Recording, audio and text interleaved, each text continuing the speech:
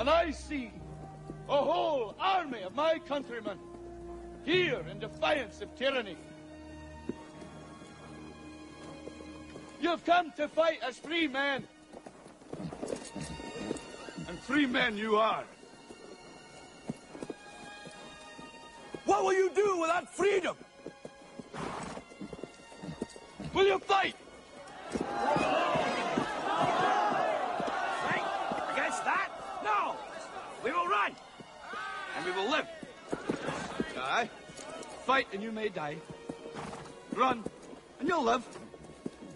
At least a while. And dying in your beds many years from now, would you be willing to trade all the days from this day to that for one chance, just one chance, to come back here and tell our enemies that they may take our lives, but they'll never take our freedom? You ready? Let's go. Yeah. For those of you that want to know what we're all about, it's like this, yo. This is 10% luck, 20% skill, 15%. Oh, and cue another intro. Laid out are the dead, row after row. 60 of them children, crushed under the rubble. Some burned so badly they're barely recognizable. A little girl of perhaps 4, with brown curly hair. A boy with his eyes still eerily open, his hand up as if to protect his face. Another girl with huge injuries on the side of her head. Another boy. Another girl. Another boy. Another girl. Another boy. Another girl.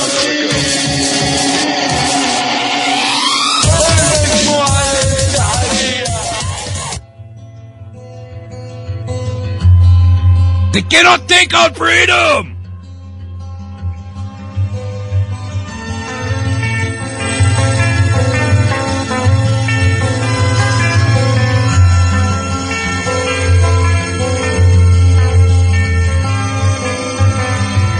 Do not wish this life to pass away,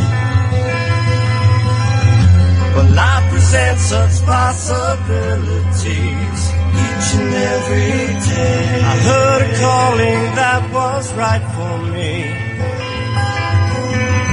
I prayed for strength for what's ahead of me. Show me the way.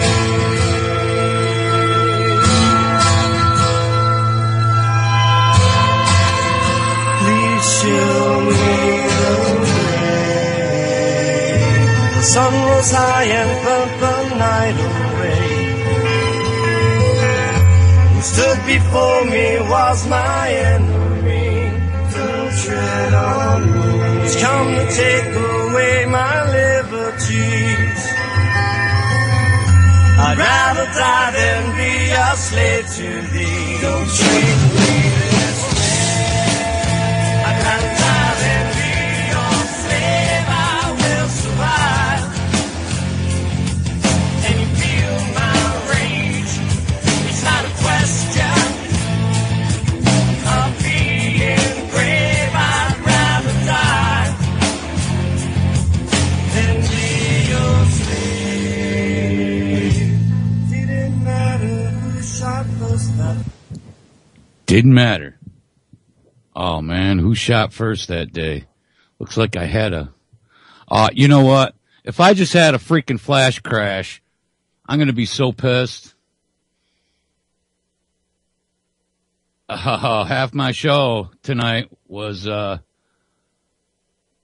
that irks me, guys. Well, I guess I don't need to play poker face. I thought it was pretty cool. I had to run upstairs and get a cup of coffee. All right, welcome. This is Anti-Tyranny News without Josh. Sorry, Josh isn't around tonight. I'm JJ, and I grabbed the reins. He doesn't even know I'm doing... No, he does. He asked me if I'd do the show for him tonight, and I said I would. And here I am. Probably not going to be the typical Anti-Tyranny News. But Josh is a great kid, and I really care about him, and I'm happy to do this. Let me just start by saying I ain't better than no man, therefore no man is better than me, baby. And you should all take that to the bank. You know, all over the world right now, the alleged bringers of democracy are fighting democracy.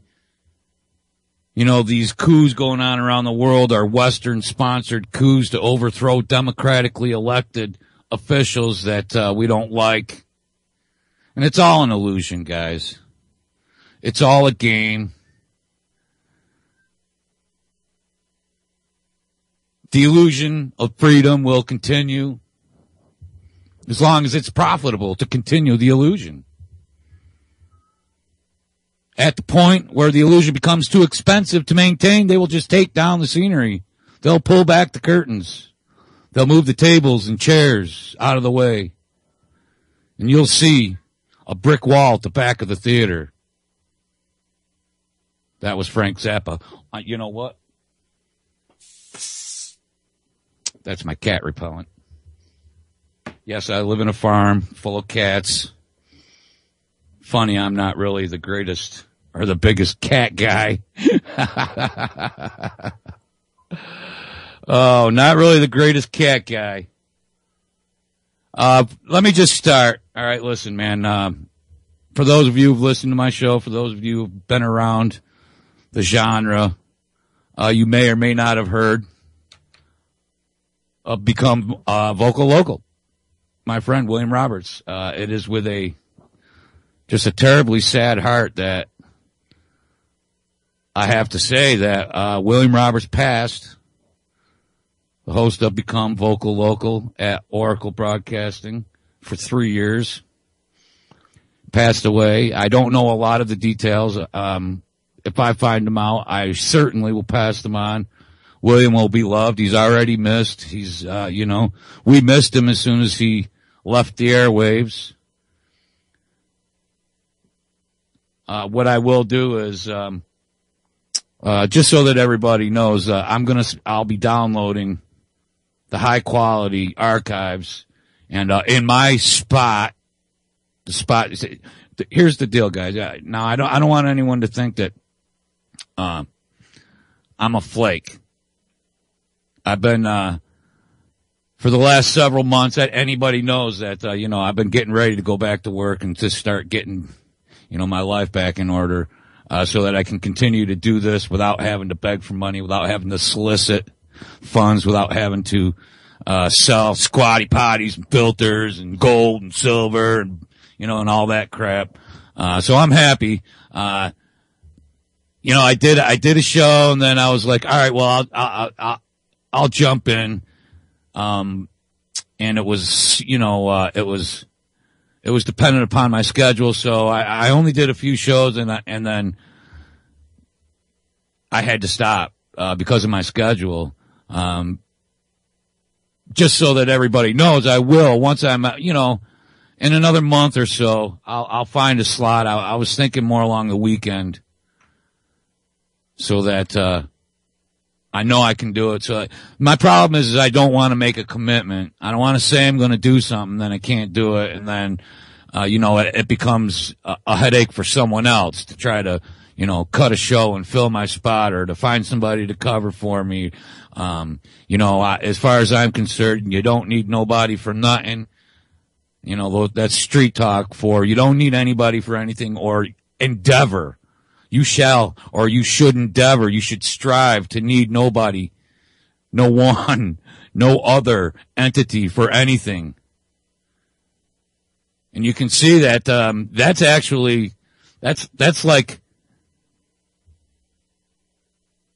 that's almost prohibited speech. You see, there's a case in Florida right now. A woman who had removed herself from the water and the power grid, and now they're trying to force her back on to the water and the power grid.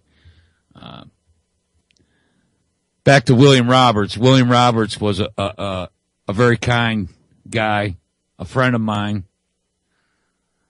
I already miss him. And so, that being said, for the time slot that I had, which was after first cup in the morning, days opposite, or days that Kevin isn't doing his show, which would be Monday, Wednesday, and Friday, we're going to run archives of Become Vocal Local, and there's plenty of them. He did 5 shows a week for 3 years at Oracle alone. So, and that's in memoriam. Because I had expected, in fact, I was reasonably sure that he would be back on the airwaves any time now. This came as a shock to me when I found out yesterday or day before yesterday. I want to thank Mel for letting me know. Yes, I was shocked and saddened, and hurt, not hurt, but, hurt. I feel the loss of someone who truly did care about other people. He went out of his way to compliment people. He went out of his way to contact people that listened to his show to let them know that he cared about them, that there were things that they could do to better themselves. It was always there for advice. Yeah, we lost one of the good ones. We lost a man with no ego, whose only goal was to make you empowered, to empower you at your town council, at your city common council meetings. He endeavored always to tell you how parliamentary procedure worked. I'm going to play just a couple of minutes, like the first 4 minutes. Anybody that remembers Oracle remembers there was a 4-minute section. There was the first segment was like 4 minutes. And I'll play that for you really quick right now.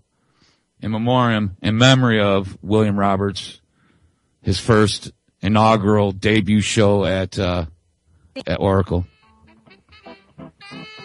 Those of you who know him are going to love this. This is so familiar. As globalism transitions from global to local, we become vocal local, blocking the globalist agenda right where we are, in our towns, cities, counties, and states. And now, here is that nemesis of globalism, your host, William Roberts. Well, the sun is rising over Missouri, folks. It is time for a Show Me Showdown, and we're going to get it on right now. We got breakfast on the table here. We've got some coffee brewing on the stove. But while our many micro broadcasters and affiliates are out there away for the top of the hour station ID, news, weather, and sports break during this first and shorter segment of today's broadcast, please allow me this opportunity to thank you for tuning in this morning. You are listening to Become Vocal Local over the Oracle Broadcasting Network. My name is William Roberts. I am your host for today on President's Day 2009. I do so value every moment of airtime granted to me by Oracle, but more importantly, I value the time you invest each day coming here and joining me live on air in what I consider to be an internet homeschool classroom for the young and old alike, where together we can discover all those very many ideas that make us what we are, Americans, free people in a free land, like it or not. To get the most out of the time we have together, you'll want to develop the habit of listening carefully, having a notepad and a pen or sharpened paper, sharpened pencil at hand, and most importantly, to make full use of the Oracle archived broadcasts. Every time that your hands are busy and your mind is free, you can listen to these broadcasts over and over again. And the more you listen, the more you will learn and retain in your own memory, ready to be used whenever needed and wherever you are. I've got longtime listeners, friends that I've made over the radio who have listened back since 2004, 2005, who have listened to some of my broadcasts 50 and more times and claim that every time they do, they get more out of them. I've spent many years doing research, and I'm bringing to you the best material that I can. Not every piece of material that I bring out has been carefully cross-referenced and checked 3 ways to Sunday. But most of the material that I bring out, I'll give you the references, the sources, Sometimes you can find this material, sometimes you can't. I have a fairly good library, and some of the books are very rare. But nevertheless, the opinions expressed by me on Become Vocal Local are my own, or they're the authors or the various referenced source material that I present. The opinions and comments expressed by guests and callers remain their own, and all of the information presented on this broadcast is intended solely for the edification or the enjoyment of the audience and may or may not reflect the viewpoint of Oracle Broadcasting Network, its hosts, its sponsors, or its affiliate broadcasters, including the station which you may be listening to right now. So listener discretion is always advised, and please verify the accuracy and the utility of the information presented within your own research. Verify, and verify again. I receive no financial contributions or compensations from Oracle Broadcasting Network, its sponsors or affiliates, and I bring each broadcast to you as my contribution to the restoration and continuance of the United States of America and the constitutionally limited Republican form of representative government bequeathed to us by our forefathers. I self-produce each of these broadcasts utilizing the state-of-the-art technology developed by the Oracle Broadcasting Network. And listen carefully. That means that I do not have a receptionist or a call screener or a board operator helping to take the calls and produce your broadcast.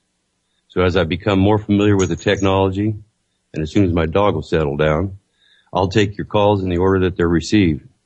But please be sure to mute your computer sound feed or turn off your radios when calling in so that we don't have feedback issues and reverbs and all that other stuff. And also, please be patient because you'll have to wait until you come on air and there's not going to be anybody chatting with you in the meantime.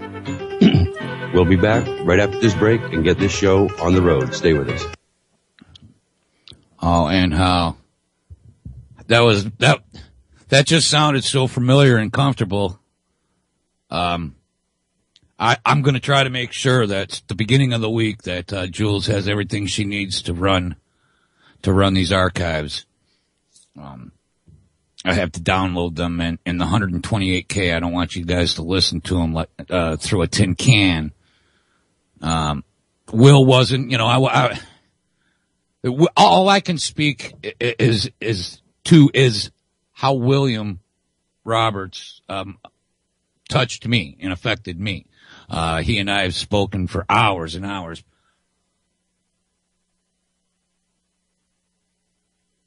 Privately, Will was a guy who was, and I wasn't his only friend, obviously.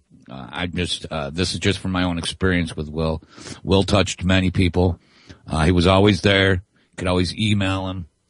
He liked to hang out a little bit after his shows, and he would always engage. He was a guy that would always listen, a man who would always listen to your opinion, to your thesis or your hypothesis, and would always validate. Never did I ever say anything to him that he disagreed with. Never did he stop me mid-sentence and let me stop you there. He always, carefully listened and always validated your view and your opinion, and then gave his own. And that is one of the things that struck me about Will. One of the reasons I respected him so much, on top of, and he and I have debated endlessly, on various things. For the most part, he and I were on the same page. I was on the same page as he. I would never presume to put myself on the same sort of educational level as Will. He was a scholar, a constitutional scholar, a parliamentary procedure scholar. I sent him an original 1911, 1909 copy that I had of Robert's Rules of Order, a small leather-bound book, and he was so happy.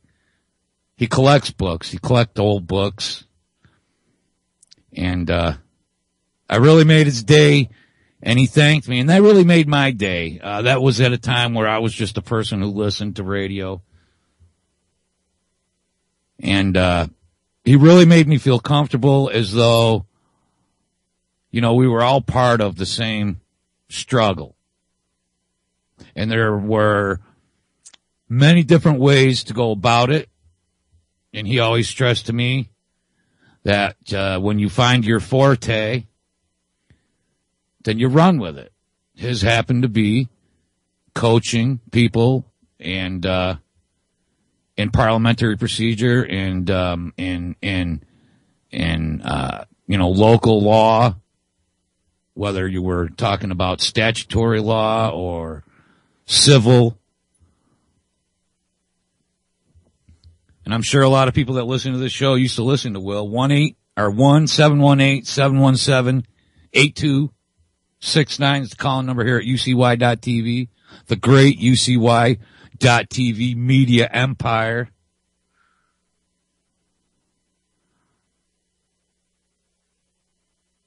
If you want to call in, and I'll say at any point during the show, if you call in and want to talk about William Roberts, I'll be fine with that. I won't do this won't be a 2-hour memorial. I just want everyone to know that he had passed, and I just wanted everyone to know exactly how much I appreciated Will and how much I looked up to him, how much I saw him as not a fatherly figure, but definitely as a I don't even know how to put into words what I felt about. I felt as though Will was like an older brother. He would stop, even though I knew he was busier than hell, and address any of the questions that I had or, you know, thoughts that I had. So, William Roberts, brother, you are already missed, and, you know, right now, William has his wings, whether or not you believe in wings. So 717-8269, that's 718-717-8269. Call in, reminisce, or ask me a question, make a comment. There's a few things that I wanted to cover today. You know, Josh asked me to do this last night, and I sort of forgot until a little while ago. But there's, you know, there are always things. Hey, how about this? How about this right now? Oh, let me check and see if anyone's called. Okay, no one's called, but maybe my friend down in Corpus Christi will call. How about this guy in Maryland, right? This I didn't have time this morning. I was gone, so I didn't listen to the girls. I don't know what they were discussing. But he was testifying, the sheriff, our police chief, the Annapolis police chief, down in Maryland, was testifying against a bill to legalize and decriminalize marijuana, cannabis. And here's one of the things he said was, the first day of legalization, that's when Colorado experienced 37 deaths that day from overdose on marijuana. Now, that story was a satirical story. Not true. Lie. They call it satire, but, you know, it's a lie. It was a lie when Alex Jones published a letter that Charlie Sheen wrote and sent to Obama, because at 6 a.m. when they posted it, it was written and posted as though this is a letter that's been sent to Obama from our great friend Charlie Sheen. And then by the end of the day, I got home from work, and I was pretty excited. I was like, hey, man, this is it. Big people are starting to recognize our movement. And then I get home, and at the bottom it says satire. They changed it. So satire is a lie. You know, people say, no, it's a lie. When you do something that's satirical, and then you wait for a long extended period of time to tell people that it wasn't real, that it was a joke, then it's a lie. You lied. And if nobody caught on, you might not have admitted it, is what I say. Well, so here's this guy, and you know, you would think, all right, you're so against or you're so for something, you think that you don't just grab, look, you know, this Paul Gillespie Michael Pristoop would have enough respect for his colleagues, for his position, to spend more than 10 seconds. It wouldn't take you more than 1 minute on Google to realize that was satire, that wasn't real. He did his research like many people do their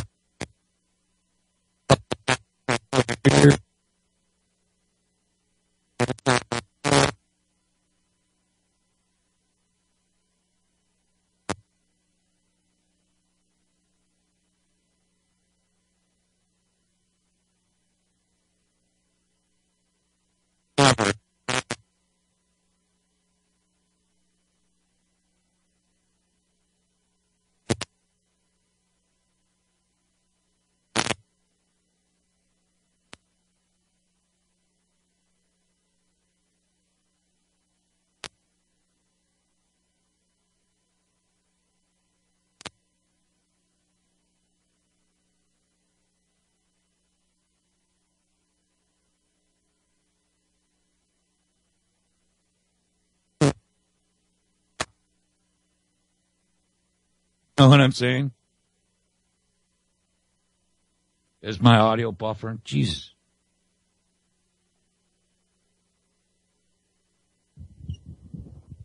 Am I fuzzy? Am I fuzzy? Checking 1, 2, 3, check, test. Ah, man.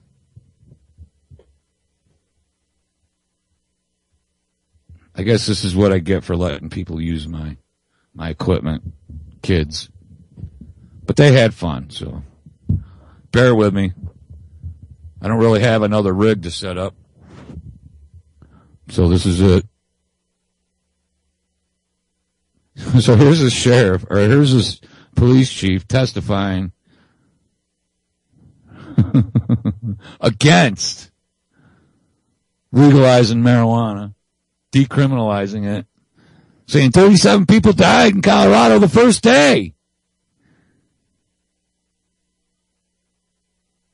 What an idiot.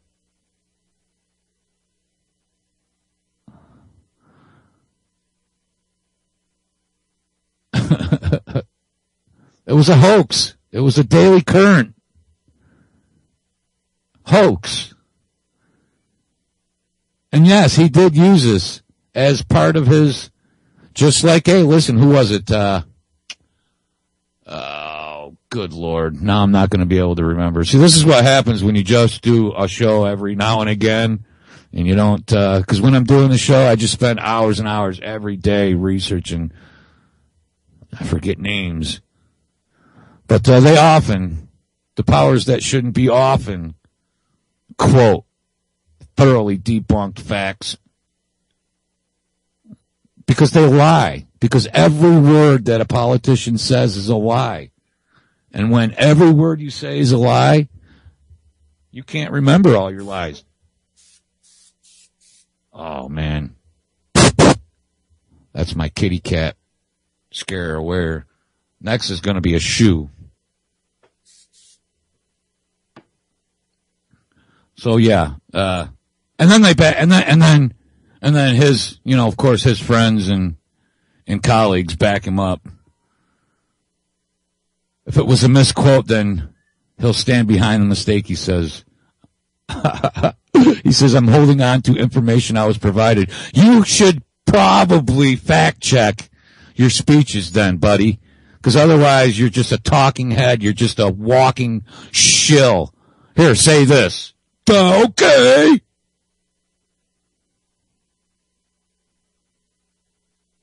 Doesn't matter if everything you just said is a lie, isn't even real. Okay. I'm fuzzy. Now you fuzzy too. Ah, man.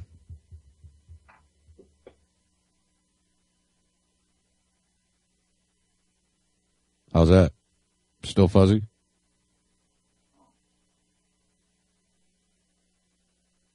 Well, I guess that'll help because somebody had the compression turned way up. Anyways, I'll do a quick sound check. How do I sound? I want to get rolling here a little bit. Still fuzzy? It doesn't sound fuzzy in my headphones, so. So then after he quotes a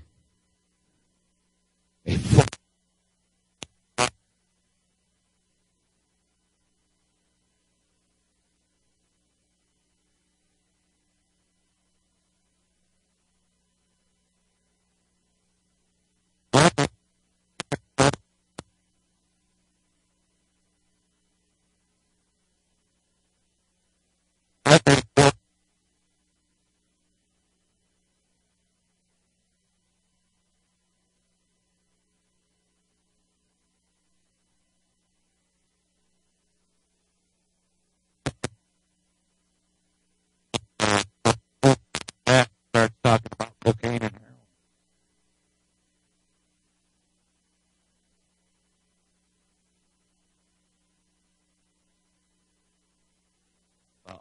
If I'm having an issue, I don't know how to make it any better right now, I guess.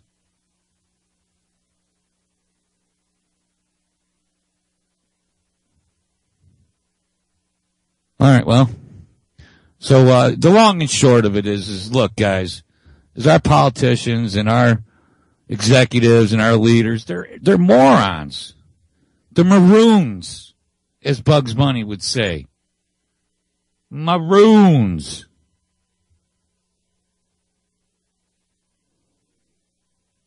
It's not a good faith mistake. It's a lie. They're using false facts. And they can get away with it and go, oops, but you can't. You can't get away with making a mistake like that. They'll throw you out of the room laughing. You'll be a laughing stock. If you were to be some guy that said, hi, I'm Joe Schmo, and I'm here in favor of marijuana legalization, and you made one statement that was wrong, that was like a proven lie or something, they would laugh you out of the building, out of the room. And so they mentioned to him that, hey, your fact there about 37 deaths is not only laughable, or not only a lie, but it's laughable. Then he turns his focus to, he says, clearly, when you're constantly dealing with drugs where people overdose, it's probably in your head to think overdose drugs. He said, again, could have been a slip.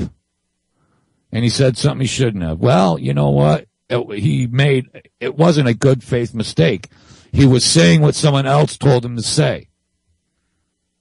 If he had enough respect for the people he was speaking in front of, he would have made sure that what he was told to say was at least factually credible. Because here's a factually credible statement. Not one person in 5,000 years has died from marijuana ingestion. You can take 8 aspirin and probably be all right, but you could take 9. You can take just 1 too many aspirins and die.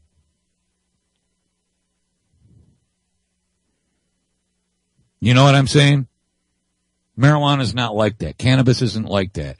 No, I don't advocate people smoking cannabis, and driving and doing heavy equipment or anything like that. But it's a medicine. And you have to understand when things like this isn't an isolated incident. All of our leaders, all of our politicians are told what to say. And you'd think they would understand.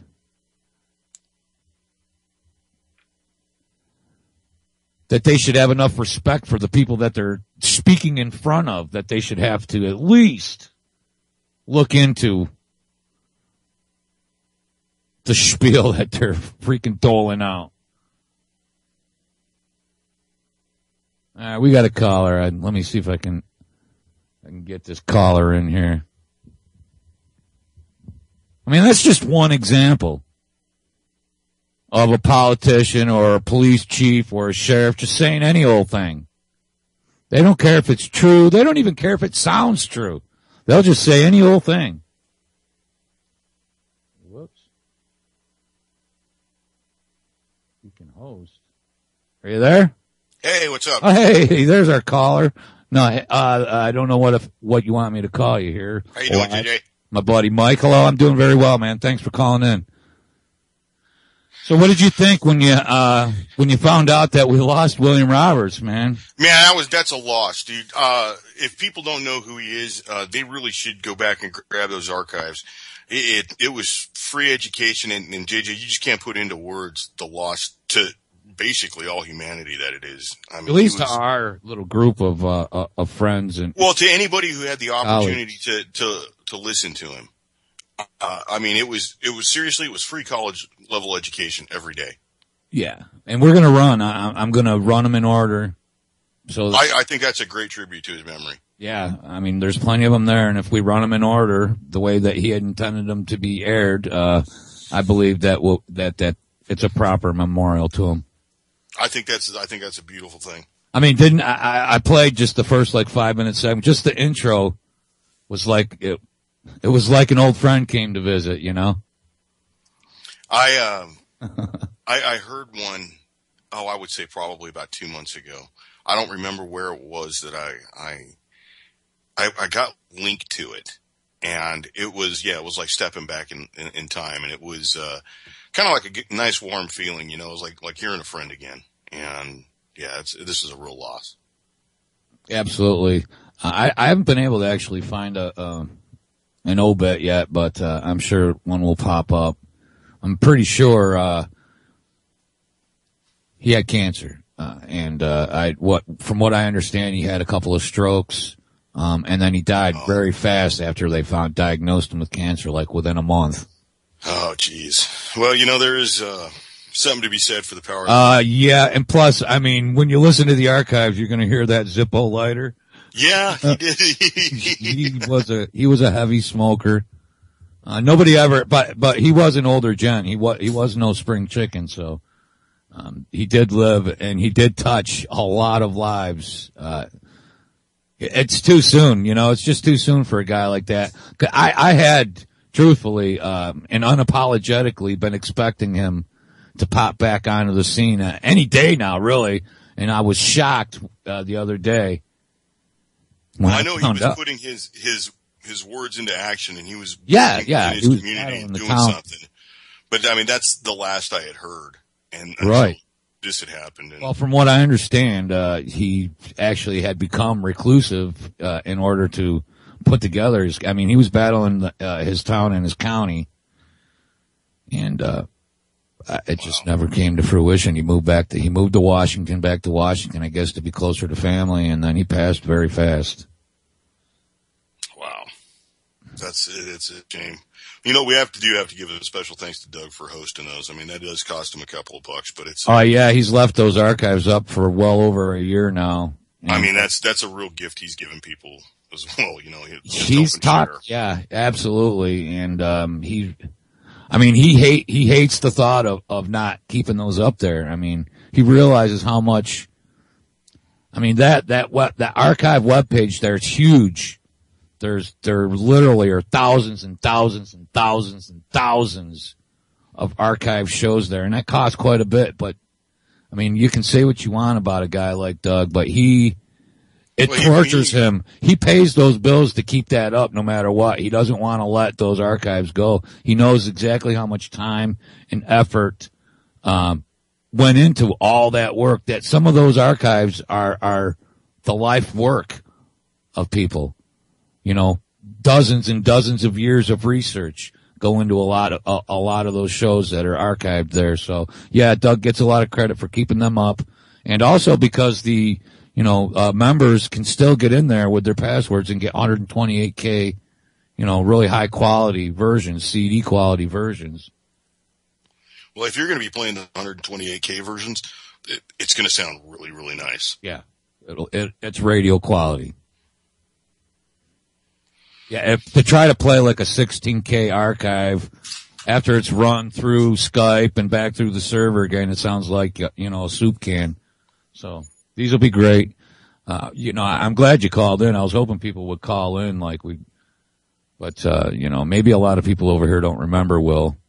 But he was a fixture at Oracle every morning. Whenever I didn't have to go to work, Man, I made sure at 10 o'clock I was here to listen to his show. And then ironically, I took his time slot when he left. That's right. Yeah. You guys did take that. Just the information he presented, the way he presented it, there was nothing quite like Will Roberts on the radio anywhere else. Well, his 3 years at Oracle are a complete work. It doesn't, I mean, you have to listen to, you don't have to listen to them all because each show had quite a bit of information. And he always took calls. And you know what? He had the best way of dealing with trolls. Yeah. like when, I don't know, you remember, there was a lot of, just asinine trolls from West Virginia. That guy, what was his name? Russ, was it Russ? Russ, the ADL guy. Yeah, Russ. I remember Russ.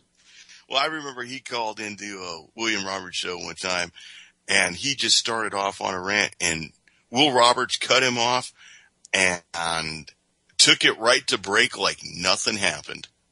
It was, and then after break, he picked back up and never missed a beat.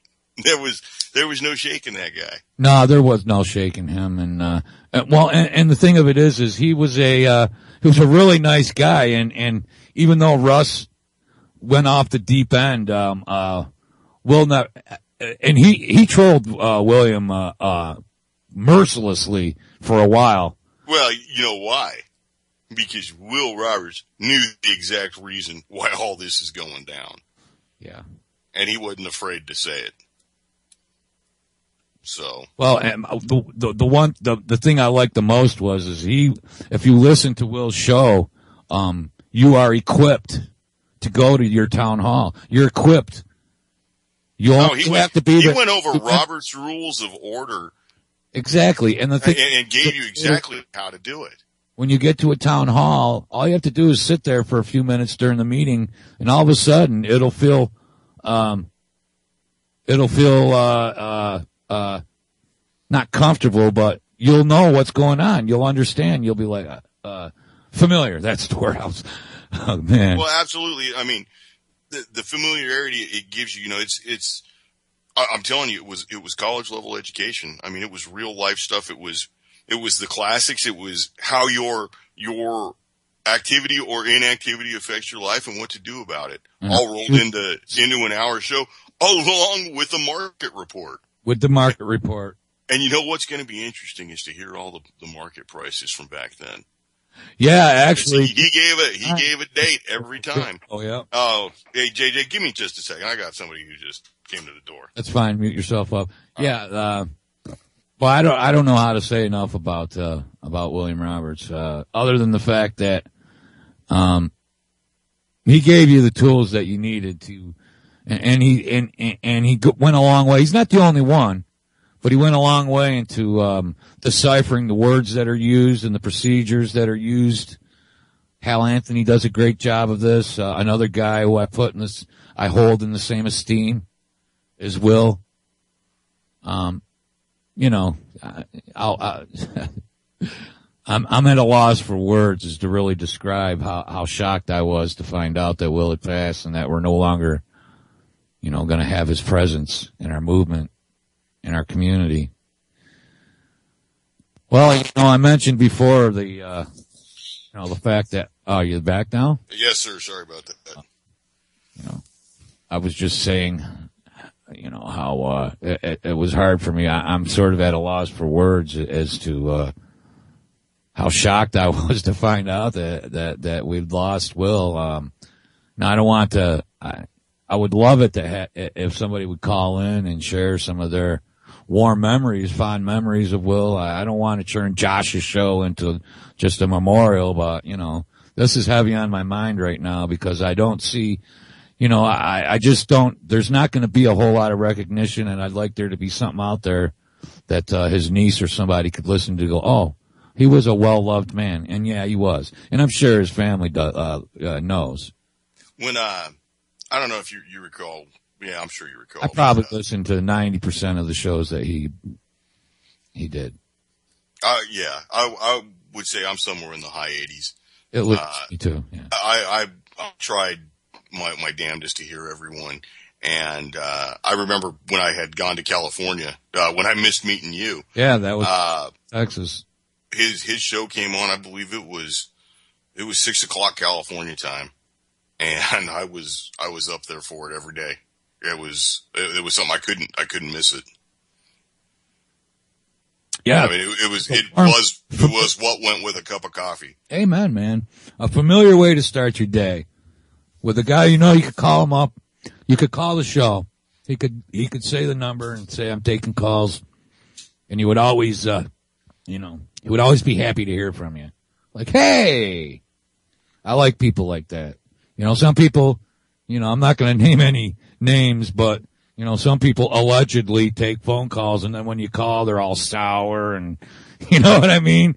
It's like, well. Or they talk over you and you don't get your message across. I mean, past couple of days I've been doing some driving, so I've had more exposure to like terrestrial radio, and some of the right wing radio is just. And I'm not going to get into the left wing right wing dichotomy because that's just it's a joke, and I mean we'll saw right through that as well. Yeah. But now of what's going on the radio is somebody will call in, they'll say something that disagrees or shows the host in a less than positive light, and that host will just go on and pick it apart,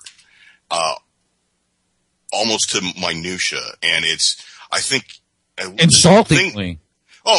Not only insultingly, but just to the most banal of levels. I know. And if Sean Hannity is one of those. Sean Hannity, Ben Ferguson is another one. Yeah, that's all we have here on terrestrial radio is like a WSYR. It's Fox News, basically. Radio. Rush Limbaugh, Sean Hannity. When Rush Limbaugh's on, I can turn 4 stations and he's on 4 of those stations. Yeah. Oh yeah. It's just, but I just think how these guys have these massive audiences and how they not only treat their callers, but it's just because, 90% of those calls are probably programmed. Of course. But, how they treat their listeners and how they would not even give somebody like Will Roberts the time of day because he would destroy them. No, the screeners would get, William. Although Will would probably find a way to, to get past the screener, but still you wouldn't get 3 seconds. Yeah, that's what I'm saying. They would just hang up on you. And you would think that, when you you would just think that they would always, that the mainstream media their message would be to always question everything. Like our, alternative media mission statement is always has been and always will be, question everything. Don't just it's obvious. I just read an article, about the police chief down in Annapolis. The guy who people, if someone had called him out on the fact that was a fake story, that was fake and a lie and it wasn't even real, they would have never retracted it, would never have said another word, and the people who were there would have believed it. What? Did you hear 37 people died in Colorado?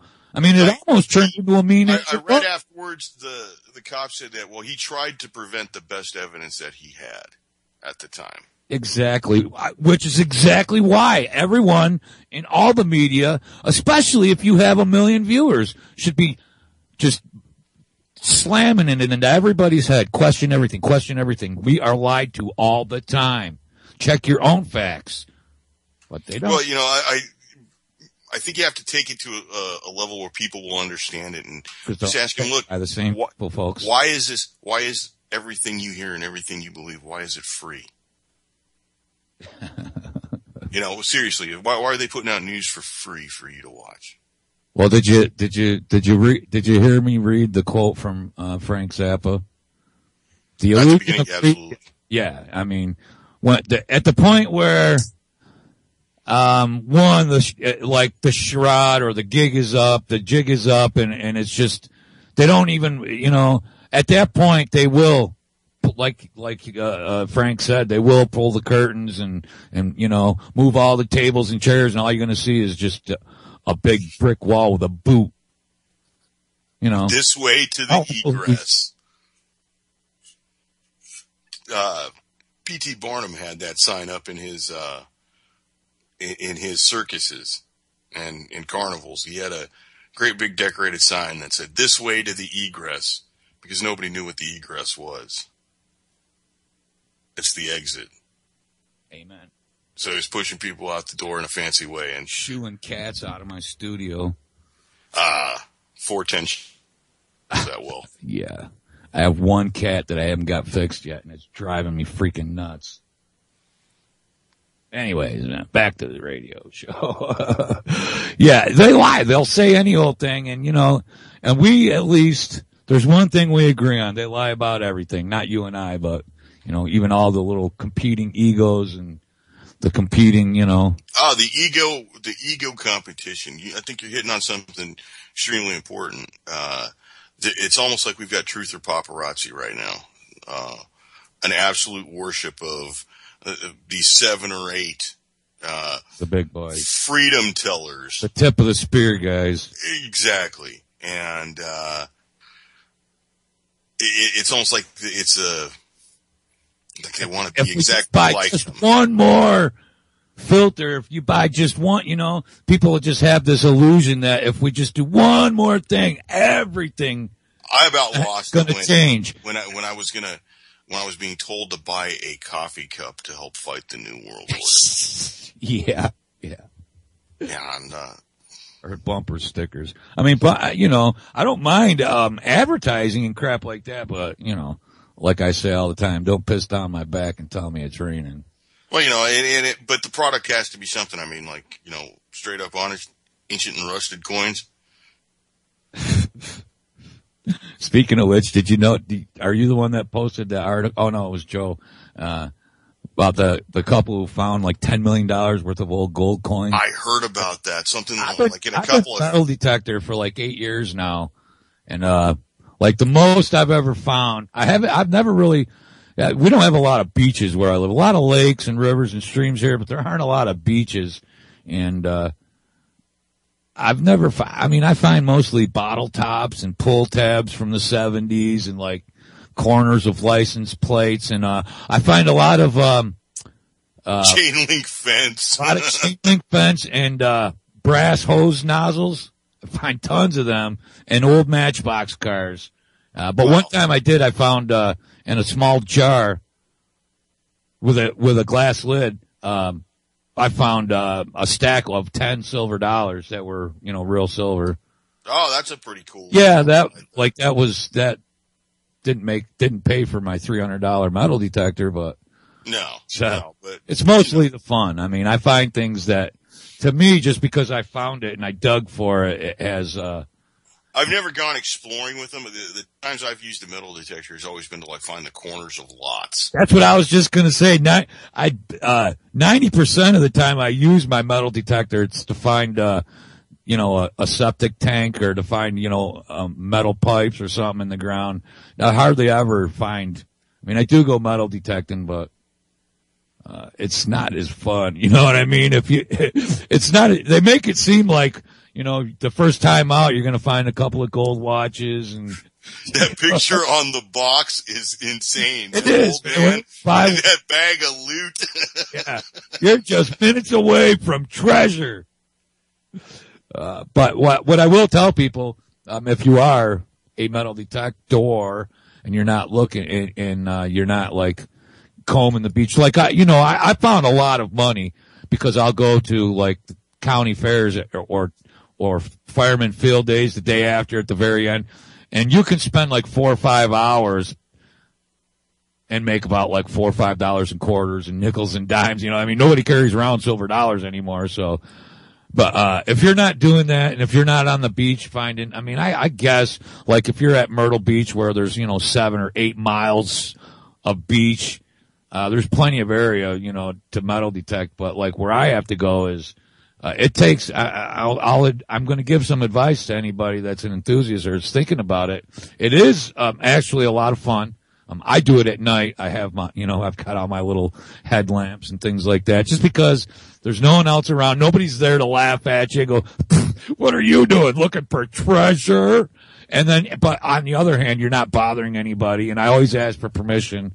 I never just go and to somebody's property. It's a bad idea to dig somebody's yard up. Yeah, exactly. Well, the way I do it is I dig the divot and then I set it aside, and then you always put back your divot like you were golfing. Like on a golf course or something. Yeah, but they don't like you to dig up golf courses either.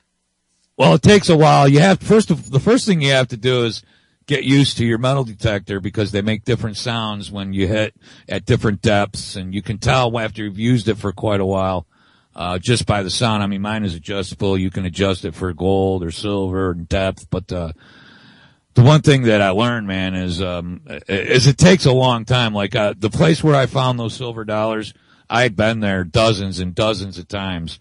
You know what I mean? I'd been there dozens of times and spent hours digging up all the pull tabs and the chain. Well, I know a guy I am friends with here in town. He's got a little bit of land down south of me in Port Isabel, which is, it's not too far from the border, and it's right on the water. And I mean, it's a beautiful little area. It's totally a sleepy little town that's too expensive to live in.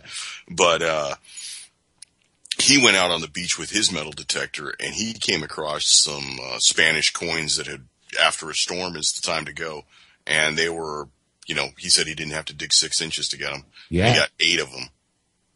Well, you're not going to find anything more than 6 or 8 inches. Those things usually only read a foot, maybe 2 feet deep, but most everything is within, like, it's been my experience. I've never been I did go to a beach once, but it was a small beach. I'd love to live like on Myrtle Beach, where I could go out and, I mean, that's where people find, dozens of rings, and, they'll find, 10 pounds of gold in 1 year.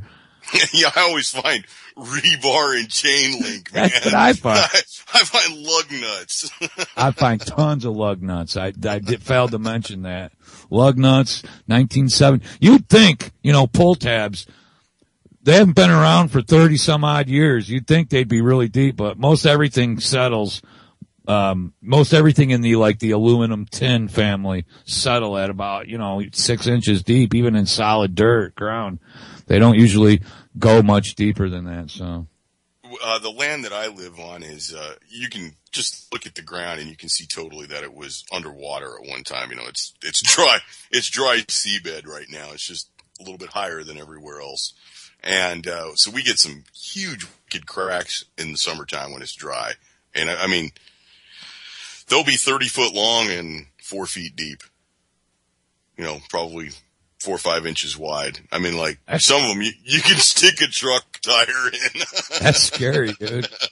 It is. It's kind of strange. So we don't really find a whole lot of like metal detection stuff. And straight up honest, I have really only I've done it in my yard because I had one for the weekend, and I found a lot of crap.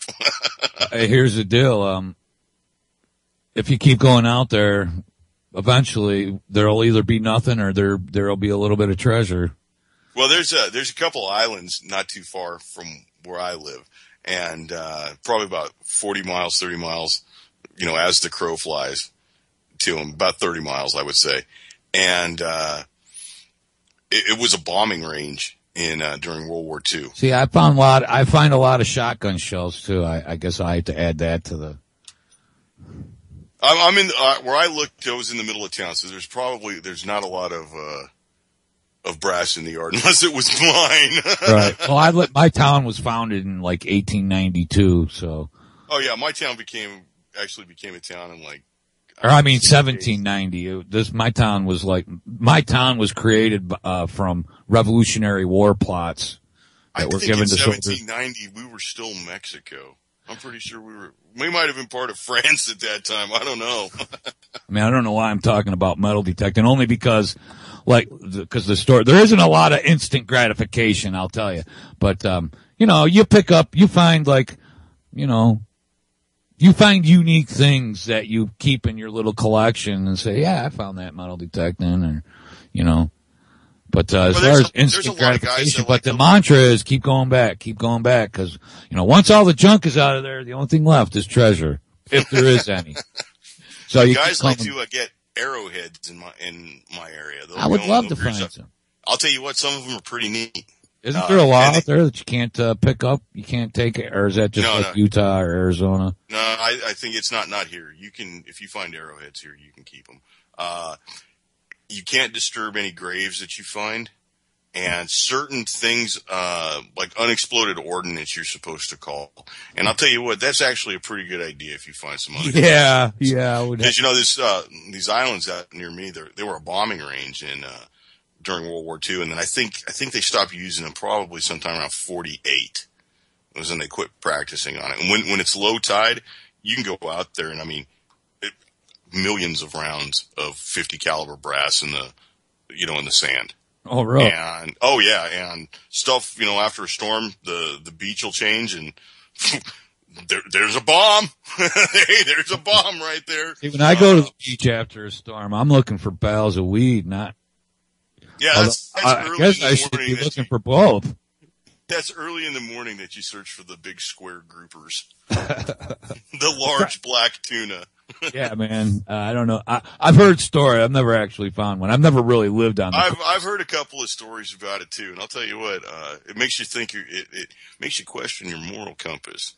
But back to the unexploded stuff. Okay, go ahead, man. A buddy of mine actually found one, and it was a white, not white phosphorus, but it was like a tracer smoke round, and it had been under sand for forever, and they found it when we were out there drinking and having fun on the island, and he brought it back, so it survived a big old rough boat ride across the bay, and thumping around in the bottom of this metal boat, and then unloaded the boat and put everything in the back of the truck. Well, he put that in the back of the pickup truck, hooked up the boat, and thumped that down into town, and it rolled around in the back of the truck for like 3 or 4 days. And then he hit a stop sign kind of quick, and it rolled up forward and hit the part of the bed that's by the cab. It went off, and it burnt through his truck. Oh man. Yeah. Yes. So I guess, I wouldn't mess with any. It's pretty neat. We found Jeeps out there, military Jeeps that were rusted out, and there's like anything of value has been, is long gone, but right. You'll be able to, and sometimes when the tide is really, low in the bay, like, there's a jetty, so like great big ships go through it, and, it'll suck all the water to the bay. Seriously, it's really neat. Like it'll be 50, 60 yards from the shore. It'll be dry. And then briefly, it comes back in. Yeah, for a couple minutes. And you can see all kinds of neat stuff out there. You can see where old trucks and cars. Oh yeah, buildings. There are some vehicles out there that are don't step on that if you're out there.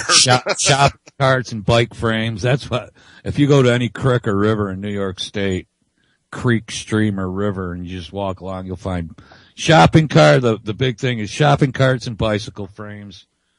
The occasional, car tire. Lots of shopping carts and bike frames. Yeah, there's a couple of oyster boats, crab boats out in the bay, and from a ways back. And then actually a little bit further down from where I live, there was a great big hurricane that took that out, like sometime in 1890 or something. And they tried to, I guess this is the first time they'd ever dealt with a hurricane, and they had a great big pier that had a train track on it that went out to boats, and they could unload the boats right onto the train. And just the hurricane came in, they decided that putting the train out onto the train deck was a good idea. And there's a bunch of trains in the water right over there. Do you scuba dive? No. Bet you there's a lot of things out there you could find if you scuba dive. I don't think you'd be able to see it. Our water's pretty murky. The Gulf of Mexico is not nice and pretty in my area. Oh, all right. It's not poison. It's just there's just a lot of sediment in the water. It's a pretty active area. Right. Let's see. Where do I want to go? Hey, there was a big deal made. Like I seen this meme yesterday about the Supreme Court expanding the police state authority as far as home searches are going. But when I look into it, I guess it has to do with permission. So if two people live in a house and if one people says one thing, if two people live in a house, and one person says, no, you don't have my consent to search this property, they're still within the Fourth Amendment if they go and get permission from somebody else that's there, whether the first person is there or not afterwards. So, as a child growing up, your parents always told you not to play that game. That's called, two ends against the middle or something. Exactly. Like that. And, that's, don't let them in. Yeah. My Did advice, you happen to check that, our fabulous leader has said that since, Afghanistan won't sign the security agreement, we're going to pull out, take our ball, and go home. We're going to pull out. That's what she said. That's what. Yeah. Well, we've already got the baby from that one, sir. There is no denying that it's ours. And that leads to the Planned Parenthood form of birth control. Go out and have all the sex you want, then have an abortion. Well, remember, Brave New World. That's what it was, right? Yeah, exactly. I actually have a clip I'm going to play in a few minutes. That's kind of, you should, because now they're talking about after-birth abortions, about, the ethical nature, whether it's ethical to abort a baby even after it's born. You mean like after it's been birthed and it's now out breathing and screaming? Yeah. Okay, yeah, I believe that's called murder. Well, I agree with you, sir. But there's just the left wing, if that's what you want to call them, the liberal tards. That's what they're pushing for. That's they want to teach your son. Beyond liberal, dude. Planned Parenthood has straight up Bolshevik. You go to Planned Parenthood and get a fisting kit. I mean, that's what's in our schools, man. I'm gonna hope I heard that wrong. You didn't. That's what's in our schools, man. Our schools are, instead of trying to teach our kids to be conservative and they're just, go out and have all the sex you can. If you're a boy, just go out and have sex with other boys. Just go hump and have fun. If you have a baby, have an abortion. We have morning after pills. So you're seeing a problem with the agenda being pushed in the United States, especially in the public schools. How does this compare to what's been said about Putin in the recent past, about how every story about Putin is how he's fervently anti-homosexual and has no respect or tolerance for the differently abled and all that kind of stuff. And I just just so everybody knows, Putin kicked all the Zionist bankers out of his country. Absolutely, he did. He and that was a couple of years ago, and you can tell, and that coincides exactly with the media blitz on Putin in the last 2 years. About 3 years ago or so, I think he mentioned that he'd gotten the last. But the media blitz on Putin in the United States isn't just recent. No. Remember that Cooper episode where he tears apart the Fat Man from Austin show on Y2K? Yeah. Hey, well, the Fat Man from Austin refers to him as Vladimir the Ruthless. Right. That was because a long he time opposes his Zionist handlers. That's right, man. You can't mess with the money, and you can't mess with the chosen ones. That's it. Or the ones that claim they're chosen. Well. But that's another story. That's another show. That's when they try to explain the difference. And I'm not going to get in. This is Josh's show. I have a little bit of respect for Josh. But I can't get through a whole show without at least pointing out the hypocrisy. No, it's there. It's in our face every day. I mean, we just saw that the military is facing another round of budget cuts for the troops that are actively serving and for the veterans. But at the same time, we're propping up more banks in other countries. And countries that don't necessarily have the same goals as the average American. They're drumming a lot of kids out of the military now, as we speak, offering them deals to retire early, It used to be they offered re-enlistment incentives. Now they're offering incentives for not re-enlisting. Like they offered my son-in-law like something like $40,000 to just take his money and go and get out of the military. How long had he been in? Yeah, he's been in. He's deployed to Kandahar 3 times. 5 years now. He's got like a year left of his last enlistment or something like that. Wow, that's pretty interesting. Now, you mind if I ask what kind of he works at avionics on drones. Wow. Yeah. Wow, they're laying off the drone pilots. We are in trouble. Because they're privatized. They don't, you know what I'm saying? There's like here in New York State, it's all civilian. Right. The drone market here is civilian now because the FAA cleared what is it? 6 cities or 6 states are cleared for drone testing. And Syracuse and Rome happen to be one of them. Corpus Christi, I believe, is one. It's either Corpus or Kingsville. I mean, Corpus and Kingsville are not too far apart. I believe we're one of the drone centers as well. And I was reading an article today that the FBI has been using drones since well into like 2005, 2006. Domestically? Domestically, yeah. Oh, of course. Of course. I'm not surprised that the Dorner one, but they start out with, remember that guy that held a child hostage in his doomsday bunker? They always cite that case when they talk about the surveillance. You have to bring the children in, JJ. It doesn't have any teeth unless you bring in the safety of the children. Yep. And then the whole time they want to turn your child into a non-producing, homogenic,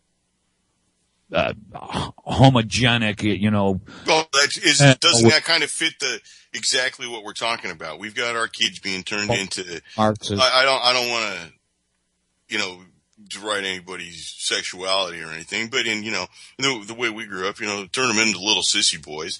But at the same time, we've got the military being downsized, and really this isn't anything new. It's been happening since, the Clinton days. But the thing of it is we're spending just as much on defense. Well, absolutely. Well, but that's, it's private and it's going to this contractor and this contractor. But what I'm getting at is that this precedes this drawdown that we go into.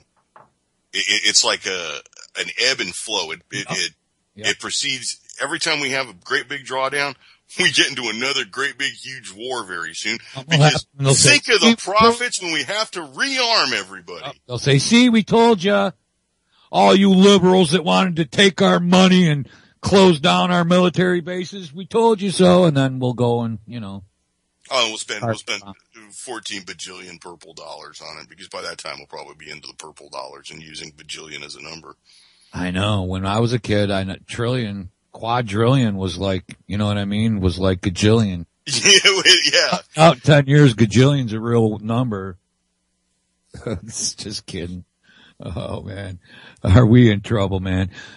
Culturally, socially, our Western society's a mess. Not that, the other side isn't just as much of a mess, but, is it too much? Can we just leave people alone? I mean, is it really a mess, or is it exactly how it's supposed to be going? Probably. I believe it's exactly how it's supposed to be going. Look, because the privatization of war should be the wake up call for everybody. You've got contractors out there, DynCorp, Halliburton, the mercenaries, CACI, Titan, Executive Outcomes, whatever Blackwater is now. I think they're XE, pronounced Z. There's so much profit in it. It doesn't make any sense to have peace, because peace is now. Peace don't sell. It doesn't sell, and it does not pay for the brand new Mercedes. It doesn't pay for the there is yacht. Peace is prosperity for you and me, but there's no money for the movers, JJ, the shakers. I hate to tell you, you're not too big to fail. You are exactly the right size. I know, man. Isn't that? I'm finally this little guy. I'm the right size for something. All my life I've either been too small or. You must be this tall to ride this ride. Yeah. And you see the picture of me on a roller coaster. I wasn't impressed at all. I was not impressed at all. Look at what's going on now in the Ukraine. And we talk about democracy, and they had an election coming up next year, dude. 2015. There's another election. They could have kept their constitutional process, but they had to have, and I'm just waiting for it to happen here, which, Here's some interesting stuff on the Ukraine. 75 to 80% of the gas and oil that flows into Europe, totally into Europe, goes through the Ukraine. All those pipelines are through the Ukraine. Yes. All right. Currently, Putin is giving gas to the Ukrainians at like rock bottom prices. Yeah. The Bolsheviks almost wiped the population of Ukraine to zero. Was it 1932 to 1933? They killed nearly 12 million of them. Yeah, I think the number rivals any other number when you get down to the final totals in the Ukraine, the Soviet Union. Probably close to like 80 or 90 million people were purged. People don't know this. People don't know this. They were mostly, Christian. Absolutely. They were the ones that get in the way. What about the Christian Holocaust? We can't talk about that one. That didn't happen. That's not true. Where'd you get those numbers? But it's a Holocaust, the Armenian Holocaust. Another, millions and millions of Christians that were Holocausted. Not hoaxed. Holocaust. No, absolutely not. No, there's verifiable records of this. This isn't something like, I don't really want to get into the Holocaust. No, me either. Debate, because it there's problems, but just remember, all the killing camps were found by the Soviet Union. Yeah. That's it. That's in certain things, there's only like a couple questions you have to ask, and usually always boils down to follow the money, right? Almost always. Every time. Who makes the profit? That's something that always, kind of threw me about the whole 9/11. And really we have to go back to 9/11 because that's what put us in. The money. Who gained the most? It sure as hell wasn't Al-Qaeda. Well, absolutely. I mean, if you're going to do this and you're this small ragtag group of people living in the caves and you're tired of your people being oppressed, why are you going to invite the boot of the biggest bully to come straight down on your ass? Because they were paid. I mean, they're mercenaries.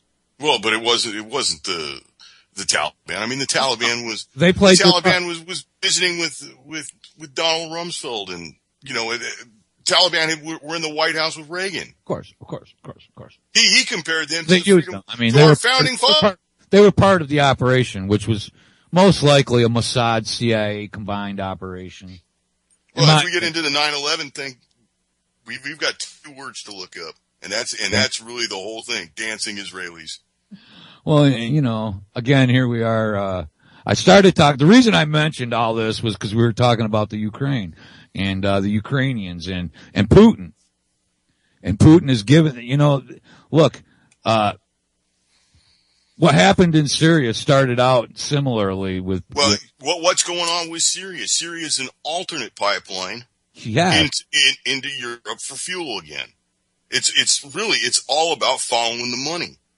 Because that's all Syria was. And Syria's back on the burner. That's going to be, you mentioned it. We're shaking down the military. They're getting rid of, the top generals. They're drumming people out. I know a kid who went AWOL 3 times in the last 4 months, and they keep, back in the day, they'd throw you right in the brig for going AWOL.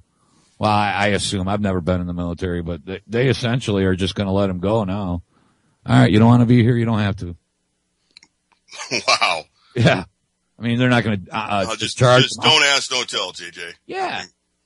Well, because it's building up. Well, I'll tell you what. I've got some contacts with some people in the military, and I can say that they're not very happy with some of the changes in culture that are occurring there.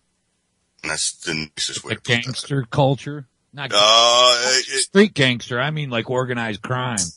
Well, I think that's in the command structure of anything at every time. You read back to Smedley Butler. He actually compared himself to a gangster. He said that, Al Capone could operate in 4 counties or 3 counties, and he operated on 4 continents.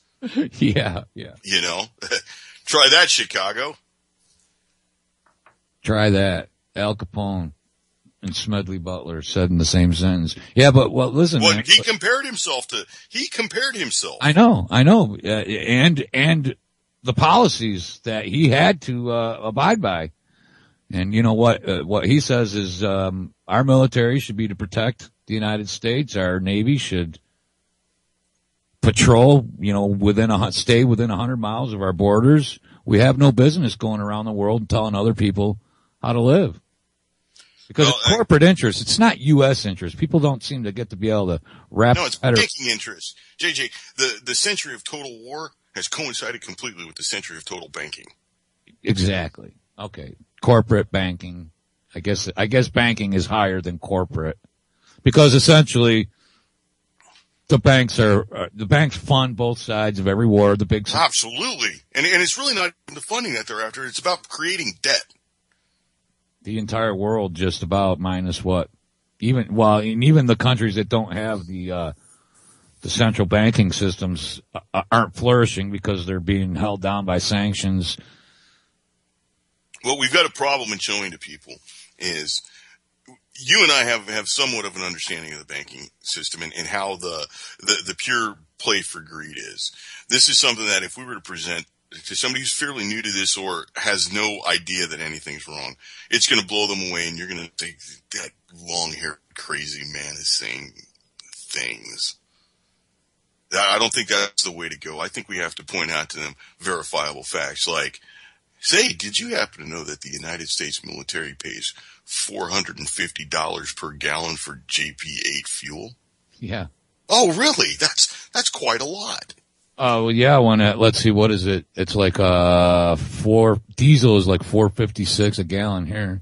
Yeah. So that's about a 100 times profit for and that goes right to the contractor. That's, it's not just no big it's contract. super fuel because seriously, the military fuel is probably the lowest grade stuff. It's almost like kerosene. Yeah, it's a multi-fuel. They use it in everything. They use it in jets, helicopters, trucks, generators, heaters. Yeah. That's what I'm saying. You can get it for $5 a gallon where I live. Right. And if you get it from the military now, the military's $800. $450 a gallon. I mean, it's seriously $450 a gallon. How much does that make a 20,000 gallon tanker truck? Exactly. That's a chunk of money right there. That's profit. That's profit plus, or guaranteed profit. That's all. It's corruption. It's corruption. We'll say what it is. That's just one aspect. Well, and then Iraq and Afghanistan are fraught with these no bid contracts. They call them cost plus. Do you remember the $12 million? Cash? I'm sorry, the 12 pallets, I guess it was. Yeah. Yeah. That went into Iraq, that completely disappeared. Number one, why the hell would you take $12 bajillion into the middle? I think $38 million in cash is floating around.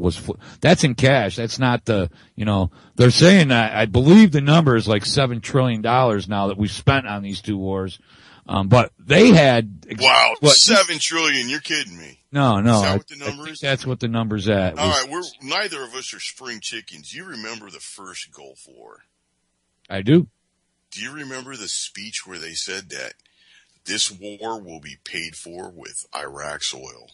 It won't cost the Americans a dime. Yeah. And do you happen to remember what gas was at that time? It was under about 88 cents, dude. Up until really, gas was under $2 until 2007 ish. Well, then I think that's how we have to look at it. If we look at for the dollar equaling a gallon of gas, because both of us know ain't nothing going on in this country without gas. Gas is really the currency. It is. And money is just a way to obtain that gasoline currency. So if we look at gasoline being about roughly $1 a gallon for a good long time, and then we see that gas doubled in price pretty quick, and then it basically tripled in price, and then it went up to $4. And now it's, my area right now, I filled up today, and it was I think I paid $3.17 a gallon. Wow, that's nice. Gas. I live where I make it. Thanks. You can add some of the refineries. Oh, that's true. That's true. I did drive down there. That is all oil refineries everywhere you can, as far as the eye can see. Refineries are plastic or some horrible chemical that causes children to grow boobs. grow boobs or webbed feet or, cross-eyed or something, Or both. Yeah. Both. Your child got the trifecta.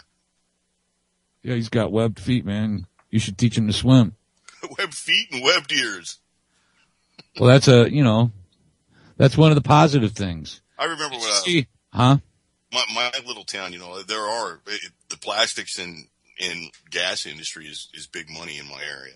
Right. It's really where I'd say 60% of the money that's in my area is from the plastics industry. And I remember seeing a story about a family that had like 6 or 7 people who'd survived cancer or died from cancer, just a cancer-stricken family. It was a great story, and the doctor had come on saying that it had come in the story and said that, well, this is possibly because they eat a lot of barbecue and happen to like Dr. Pepper. What? It doesn't matter that there's an alcohol. That's exactly what I'm saying. They'll just say any old thing, dude. It's because these folks happen to eat a lot of barbecue and stay out in the sun. That's why everybody's got cancer. Doesn't matter. How does anybody take? I mean, dude, they just say any old thing. They don't even care. The money's already been made. The collapse has already been planned. You know what I mean? Anybody? We've been in the collapse for a long time. If anybody wants to, they can go to the FDIC's webpage. And on that webpage is a failed bank list. And it'll give you a list of every bank that's failed, probably back to... The last time I looked, which has been like 3 years, it was like 7,000. It's an insane amount of banks, right? And and it shows you by week. And you can correlate some of those weeks within 2 or 3 weeks of great big stock market events. Mm-hmm. It was 2008. I started watching the failed bank list, and it was like there was like 1,200 in the first year. The last time I looked, I think it was close to 4,000 or 5,000. I just haven't even been back to look there recently. Are we in a time controlled time? Come again?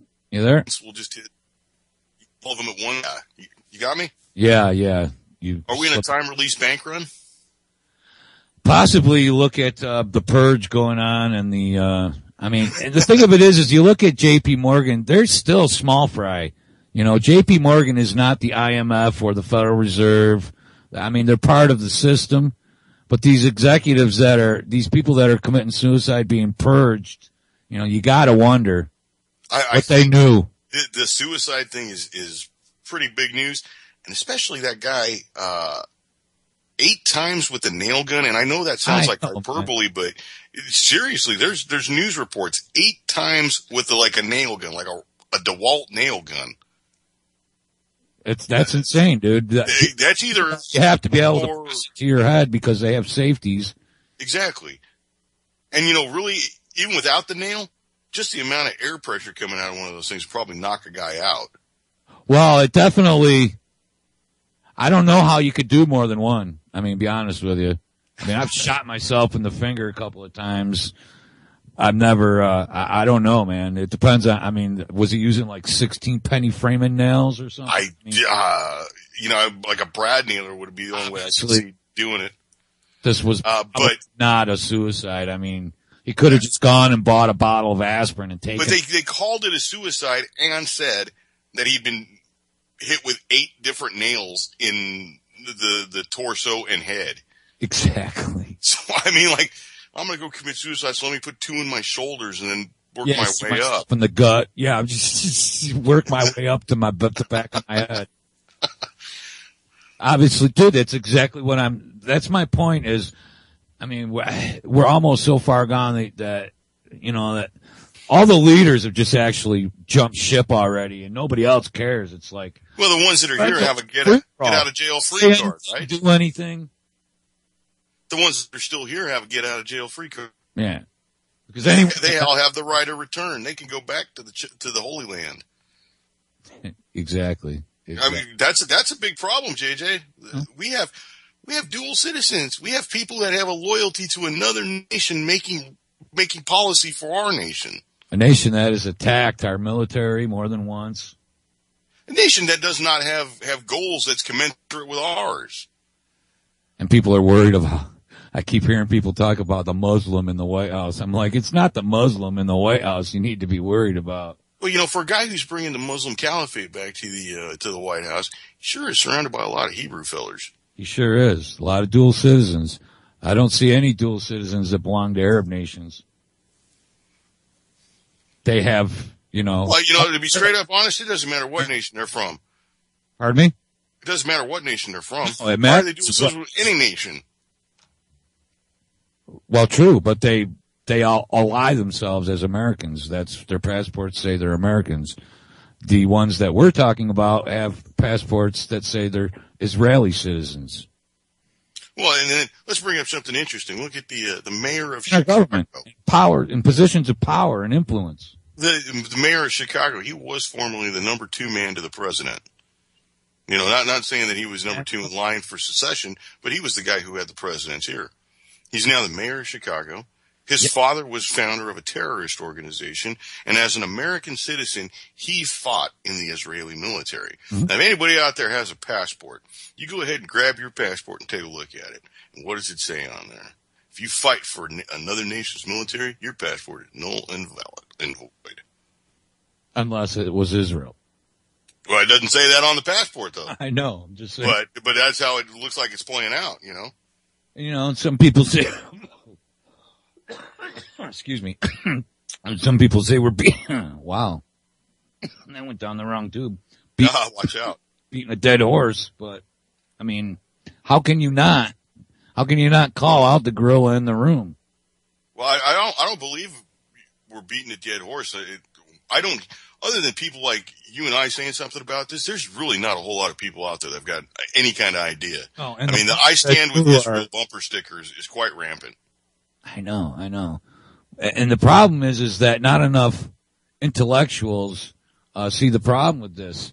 Most of the people that I see that want to associate themselves with my ideology of the dual citizens, of the Marxist Bolshevik, agenda, all want to Heil Hitler, all want to be, little Nazis. They all want to be, we got to kill Jews and all the fags and, it's just. Well, I'm gonna say this straight up.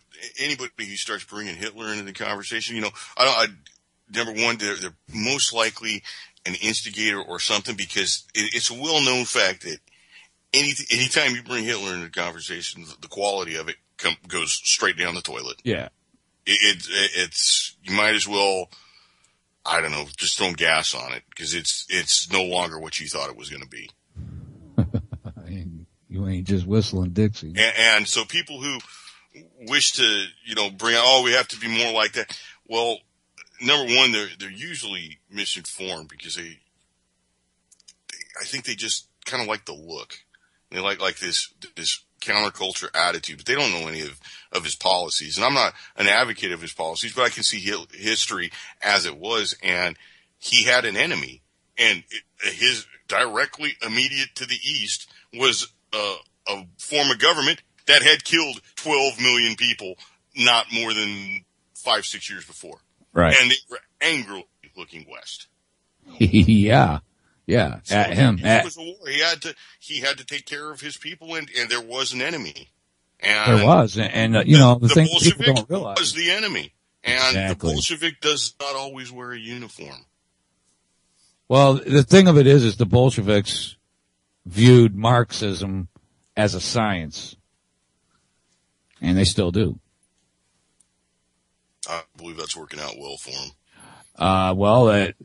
What they've done is, because the idea of socialism, of Marxism, didn't just spread. Revolution didn't just spread.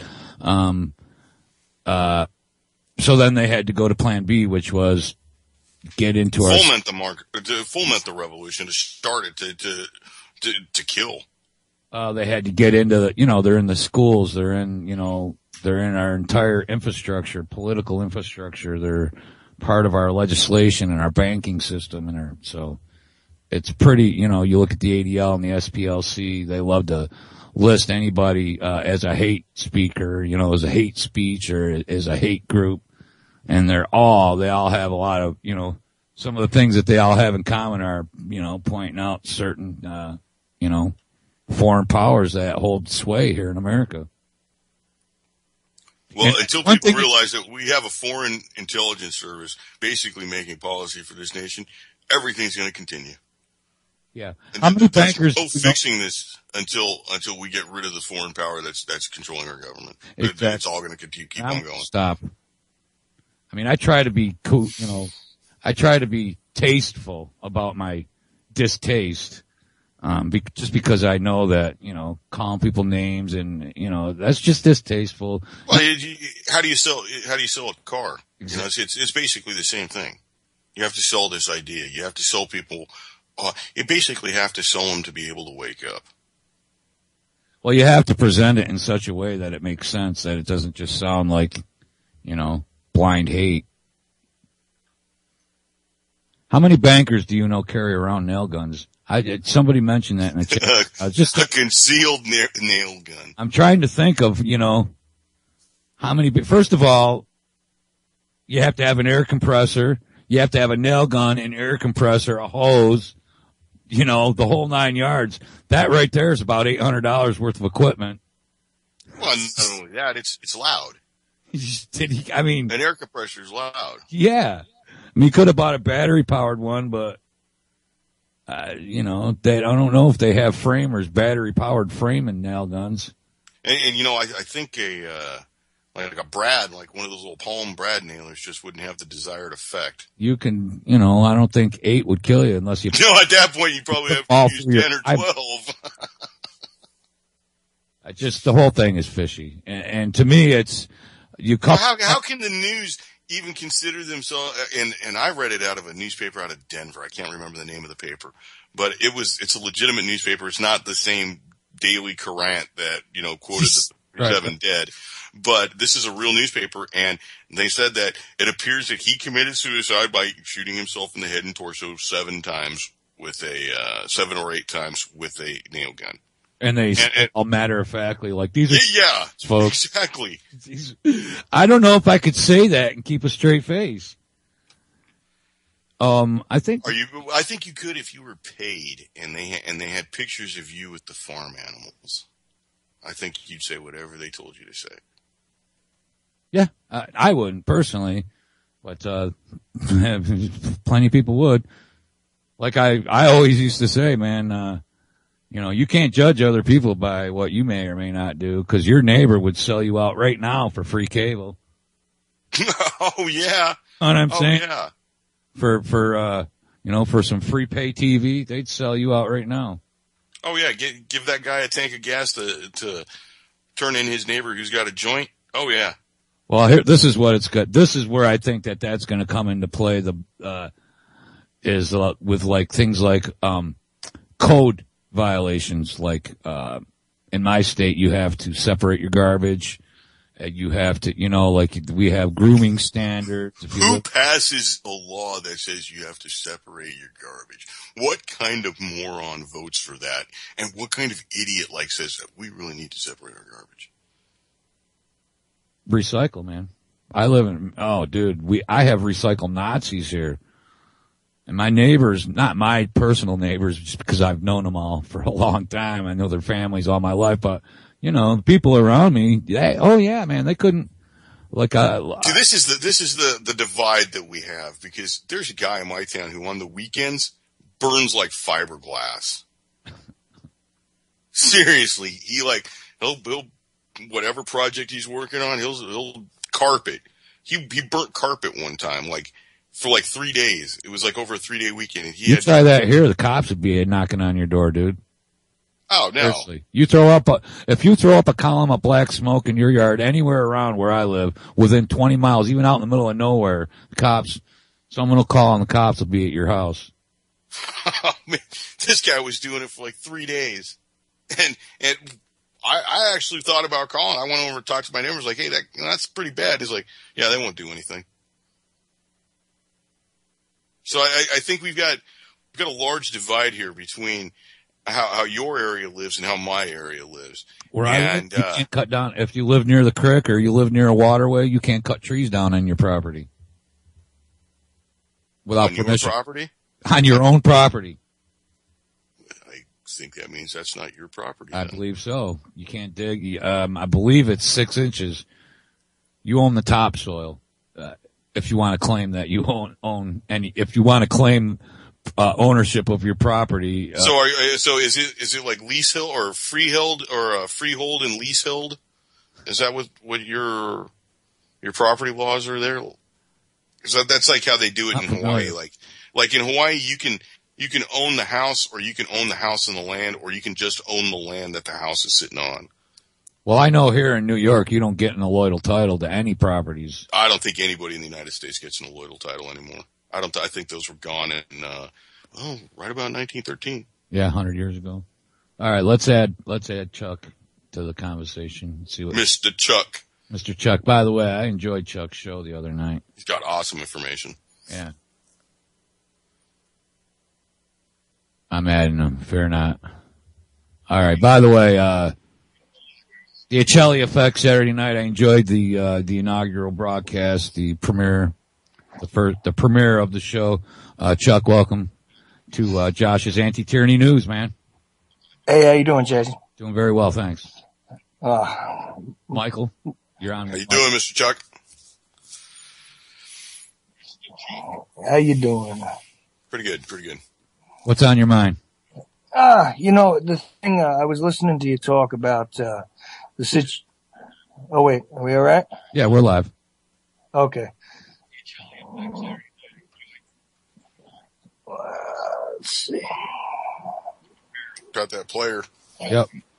If you're in the chat room, go hit the player. Make sure it's off. Yeah, that's what I'm trying to kill here. Well, we all see that the way to death is through a nail gun. I know. Welcome. We're welcoming Chuck Acelli. I don't know if anybody caught his show, but he had a fabulous guest on last week, his first show. I thoroughly enjoyed it. Hopefully he'll get his echo situation handled there. Hey, there we go. Yeah, Richard Gage from Architects and Engineers from 9/11 Truth. Pretty interesting interview. There we are. Okay. All right, bud. Now what's on your mind, man? I was listening to you talk about this whole deal with the Zionist versus the anti-Semite kind of deal. And I'm telling you, man, it's amazing because you got two really distinct, weird, wicked sides of that I've been able to observe recently. And there's the honest, we're attacking it because, the evil actions that are going on apparently under that flag of what is considered Zionism by a lot of other people. But some people are masking what is legitimately just sort of a prejudicial thing that, with that, you know what I mean? True. They're using it as an excuse. There's a lot of hate out there, dude. And, they mask their hate. They say, look, I got a legitimate reason for my hate now, and, man, that has always, it's like a disturbing thing to me. And it's on both sides, brother. Oh yeah, no, absolutely.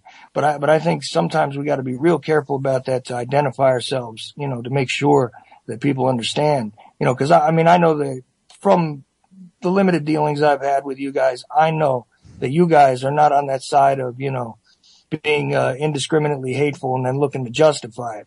We're talking about people that are doing evil things, not attacking them for who they're supposed to be, their identities and all that kind of stuff. And you want to know, and I just recently started actually using the word. I used to just allude to it, but here's the deal: is you're being sort of disingenuous if you just say globalist or globalist bankers, because there is a level above that, and it goes to the Rothschild family. Yeah, but when you're using those catchwords and you're just alluding to it, the fact is that, like I said, you kind of get muddled in there. And I've been trying to figure out for myself, maybe you guys could help me with this. I've been trying to figure out for myself how to extract myself from that noise when it comes to identifying these guys. You know what I mean? You got to be tasteful. It's hard to do it because of the buzzwords, it's hard to be tasteful, and articulate without, I don't think I get angry when I talk about police chiefs in the United States lying and arresting people for marijuana also. I don't get angry when I'm talking, but it's hard. It's hard. Well, that is, yeah. You can have the same passion for almost any other subject, but when you venture here, this is one subject that is, well, in a lot of countries in Europe, it's illegal to even talk about it. Oh, they're having a problem with that right now in France.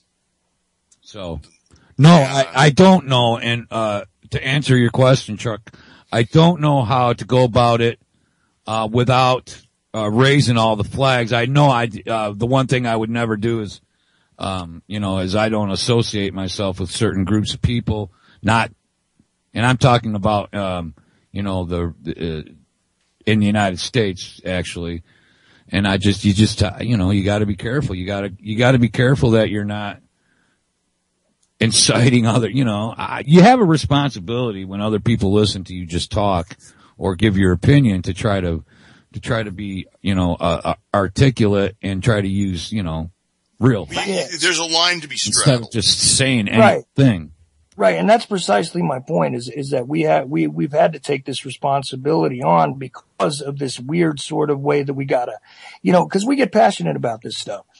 And the fact is that we have a right to be passionate about it and we have a right to be angry about it. But you gotta really surgically handle this, and, it's hard, man. And I was just curious if you guys had a way that we could, and I'd love to even develop it, hear from the listeners, whatever, if there was a way that we could kind of do this so that it made more sense. You know what I mean? Cause you and I are talking about this and going back and forth about, look, we know what we're talking about when we're talking about the, the controllers, the people that are more toward the top, you notice I say, because my opinion, the top are the names that we don't know. But the fact is that upper level there, that banking, network that we're talking about, when we're talking about those people, we have a right to get angry about them because of the demolition that they've done to our society as a whole. Well, listen, we've got a serious issue, and we have a need to put a name on it. And right now, currently, the name is Israel. There's no dancing around it now. Israel can call itself whatever it wants to call itself, but the fact remains that the problem is Israel. One of the problems. Well, it's one of the major. Yeah. It's one of the major problems. Okay, and it's not from just any sort of standpoint that could paint me as some sort of radical or anything, but we have to look at the facts. All right, this is a nation that's currently subjugating another people. They've got 8 million people, 6 million people in Gaza. That's basically in an open air prison. That's what I've always said. The largest open air concentration camp on the planet is there. Absolutely. Yes. They're funding terror in other nations that's well documented. All right. They've got nuclear weapons. They've got nuclear facilities, and they're not signatories to the IAEA. Everybody else is except for them. Right. And you can say Israel, and people are like, but Israel's our friend, but, the upper levels of the central banking, elites aren't Israelis. No, and they are Zionists and Marxists. Right. And they're also not part of what, like I tried to say a few nights ago on the air, I was trying to explain that there is this sort of part of the dogma in a lot of Christian churches right now that in order to be a good Christian, you can't speak against Israel. You can't. They're doing this right now. Absolutely. I'm not a Christian, but I hear this from these people. And they're saying, no, you can't even discuss that. And it's like they hold up as if I'm attacking part of their dogma because they've been taught this. And I hate to see that programming because you have to separate the idea of that holy land, that, scriptural place. You have to separate that from the modern political structure that this has become. And I always have trouble making this point, man. But I think you guys understand it. And I'm just curious how it is we could really get about making sure that people understand. We're not talking about a religious faith. We're not talking about. You get people's attention the same way you always get their attention, by grabbing them in the wallet. Now, we give Israel a lot of money every year. Mm. It comes out to be something like $6 million a day. So let's take 365 cities in the United States. I'm not talking about individual people. 365 cities. Your town, my town, your town. What could your town do with $6 million other than pitch it away inefficiently? Build an athletic field. Yeah, no, but put still, a larger scoreboard point. on the football stadium. Okay, I get so you. we have to take it. Well, there's like 3 words, Mike. The, everybody remembers Carlin's 7 words you can't say on TV, but there's 3 words that you can't say: nigger, fag, and Jew, because they've been because people use them in a filthy manner. And so those are 3 words, and I don't say them. I don't, you know what I mean? But they've been turned into filthy words that you can't say. And I think it's absolutely worth discussion talking about the hijacking of the language, because it's really one of those really quiet weapons that I believe has been utilized against all of us, and this is something that I think a lot of guys are not covering because they just stick to these buzzwords and they think that they're getting through. Are the problem right now. The buzzwords and the key phrases are the problem, and it goes with the dumbing down of the language and the text speak and the predictive spelling on your cell phone.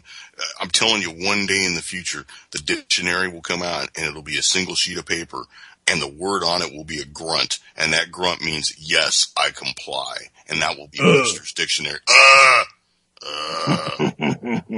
Yeah. And that's what we're headed for right now. Timmy Full-Time Taylor, that's where we're all heading. Oh yeah.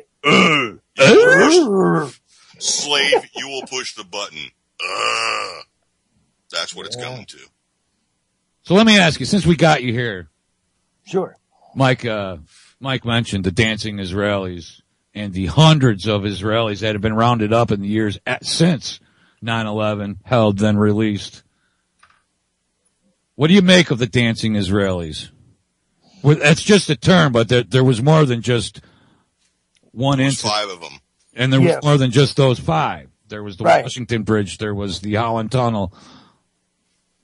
Well, I can tell you the that. art students. Yeah, Art students in WTC too. There you go. I was going to just say that. But there was other stuff going on, and there was a lot of catch and release that went on in this area. And I don't know exactly how it played nationally, okay? But I'm in New Jersey right now. So I watched it very close. You know what I mean? I wasn't part of the city when it was locked down, but I watched this whole thing happen on a local level. And there was a whole lot of catch and release. And the dancing Israelis, well, you know what? All the time ever since I would say 75, anytime we see any of these overlapping situations, there's always Mossad representatives nearby. Amen, brother. And, that's not a coincidence. No. Well, 9/11 has become sort of similar to the Holocaust.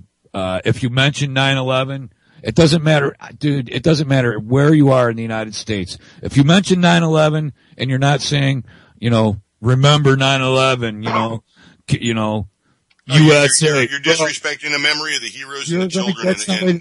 That just like if you mention the Holocaust, even though you're not saying it didn't happen, you're just saying, look, I just don't believe some of the numbers.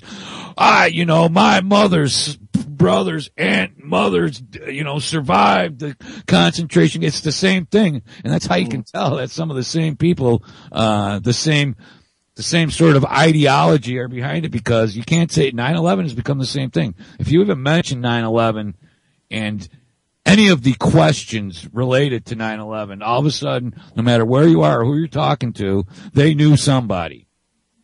To me, that's part of the guilt syndrome deal, because, if you think about the guilt syndrome that occurred, that they said we sort of cured ourselves of when we went to Desert Storm, there was the American guilt syndrome over Vietnam. Okay. And then that's kind of disappeared completely from the memes, if you know what I'm saying. That's a dead dinosaur now. But that was a real thing that went on. If you mentioned the Vietnam War, that made a lot of people uncomfortable if we were talking about the late 80s or stuff like that, because it was long after all those guys had returned and we were dealing with the fallout of it. Right. And there was the general disrespect, even in the mainstream, there was a general disrespect to those guys and all that kind of stuff. So it made people crawl. Disrespect. Well, of course they did. That disrespect. And once again, you have to question, why is it free on, you have to for everything else, but this is free. Mm-hmm. Oh, I hear you. But the deal is that that's exactly was done by design. But see, they couldn't utilize that anymore. Okay. So, but all these things always are replaced by something else.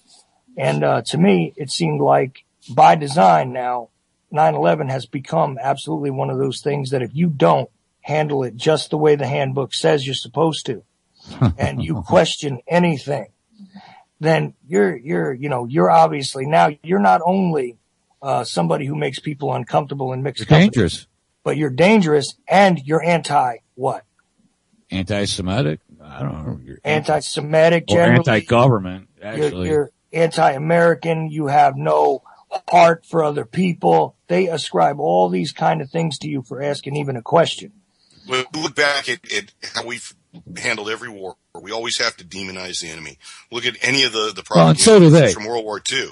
You see pictures of Hitler and he's cartoonish. You see pictures of the Japanese and they look like rats. It's the same sort of demonization of your enemy. Oh, works both ways. That's why the Tea Party meme is so popular. The truther meme is so popular because it's an easy way to denigrate your enemy. Yeah, and you don't have to answer any questions. Oh, you're one of those. You're one of them. Oh, okay, all right. Yep. But exactly. People felt, you're part of the right. This big grand conspiracy that nobody knows about. Well, I'd like to remind people that one of the biggest projects ever attempted, ever endeavored by the United States was the atomic bomb. And the Manhattan Project was kept a secret for years. Compartmentalization. So it can happen, and it does happen. Compartmentalization and the fact that you have a complicit media. You have a complicit media. You have Anderson Cooper, who's on CNN, has a wonderful primetime spot on CNN. His summer internship was at the CIA, and then he decided he'd rather be on CNN. Please. Mm-hmm. Well, that's how intelligent. The beginnings of modern intelligence were, well-to-be families, high echelon media moguls. That was how intelligence. Anderson Cooper is a Vanderbilt. Of course. Mm-hmm. Point well taken. Well, and I guess we've come a full circle.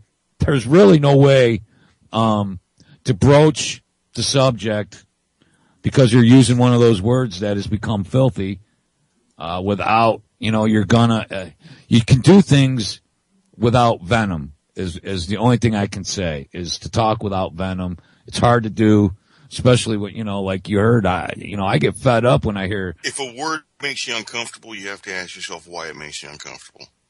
Oh, yeah. Absolutely. Well, I just say I have the same passion that I have with all the various subjects that you may hear me talk about. And we're about 1 minute left in the show. This has been Josh's Anti-Tyranny News, where we've pretty much talked about all the things that Josh wouldn't talk about. Sorry, Josh. This is a show you would never hear with Josh as the host. I love Josh, man. And I really do. He's a good Josh kid. Is out there accomplishing things. He's a real activist. Yeah, he is, and he helps people when he can, and he's grateful when other people help him, and that's kind of rare. So I hope I didn't disrespect Josh. Partially it's because I was really kind of unprepared, and then I wanted to pay a fitting tribute to Will. I don't get on the air much anymore right this minute. So hey, I want to thank Chuck from the Ocelli Effect. Michael from, what's the name of the show again, Mike? Primer Time, that's right. Primer Time. All right, guys, this has been Anti-Tyranny News. You're at UCY.TV. Up next, Dana Martin. Try this at home.